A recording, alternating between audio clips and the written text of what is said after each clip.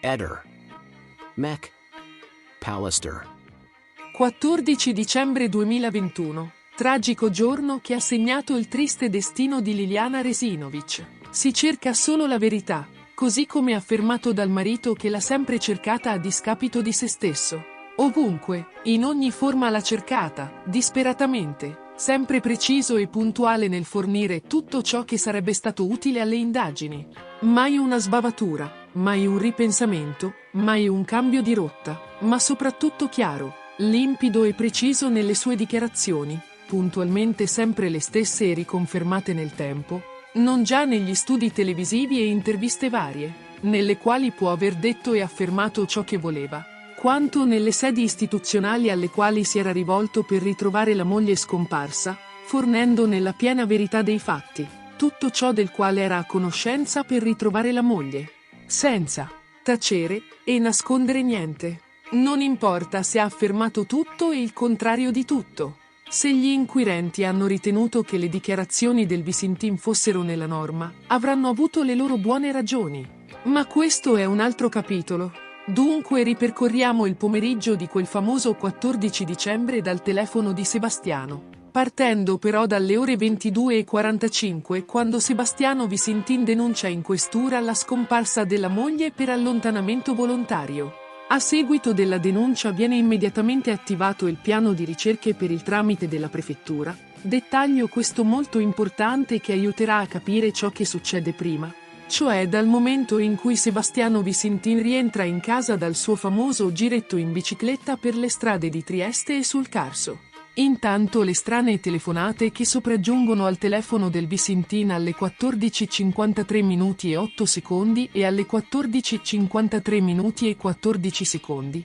Da una lavanderia di Catania, telefonate che si ripeteranno anche il giorno successivo, all'incirca nello stesso orario. È già noto che alle 15:28 minuti e un secondo il marito fa uno squillo al numero di Liliana quando lui si trova nel laboratorio di via Donadoni.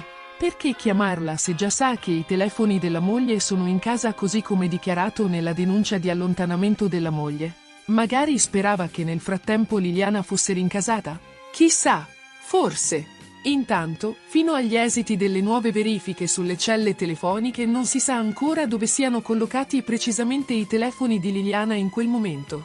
Poi il marito alle 15:57 minuti e 14 secondi dal suo laboratorio torna a casa, tralasciando le telefonate con Gabriella, Salvo e il fratello di Liliana, oramai note.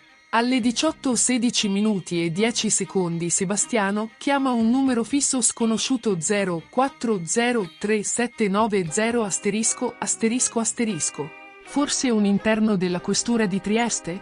Poi alle 18:30 minuti e 27 secondi chiama il 112.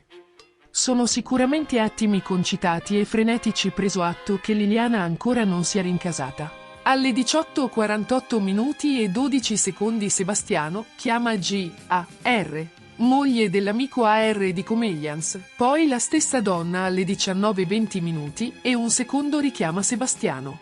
Sopraggiunge quindi una curiosa e strana telefonata al telefono del Visintin alle 21:03 minuti e 40 secondi da un numero di cellulare corrispondente alla PS Prefettura di Gorizia. Da Romans di Sonzo, localizzata in via Aquileia. Telefonata mai citata dallo stesso in nessuna occasione. Perché mai niente è stato detto in merito a questa telefonata? Chi lo chiamava e perché? Se solo la prima segnalazione di scomparsa di Liliana Resinovic è avvenuta da parte di Gabriella con una email all'ufficio della polizia per il pronto intervento e denuncia alle 19:14. E alle ore 22:45 Sebastiano Visintin denuncia ufficialmente presso la questura di Trieste la scomparsa della moglie per allontanamento. Ed in seguito a questa denuncia viene attivato il piano di ricerche, perché e chi dalla PS della prefettura di Gorizia da Romans di Sonzo contatta Visintin?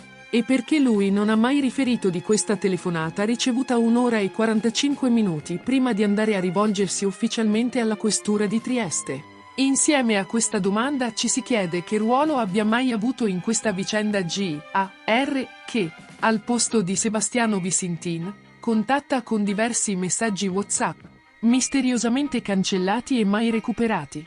Il numero telefonico che da Palermo chiamò il Bisintilla notte nelle prime ore del 5 gennaio 2022. E dove è finita Mara? L'amica che Liliana cercava disperatamente di contattare. Perché non è mai stata sentita dagli inquirenti? Troppe domande scritte su pagine ancora aperte che si spera non aspettino i tempi dei classici gialli all'italiana per chiudersi con un punto dopo 50 anni o forse mai. Ehi, non dimenticare di iscriverti a questo canale.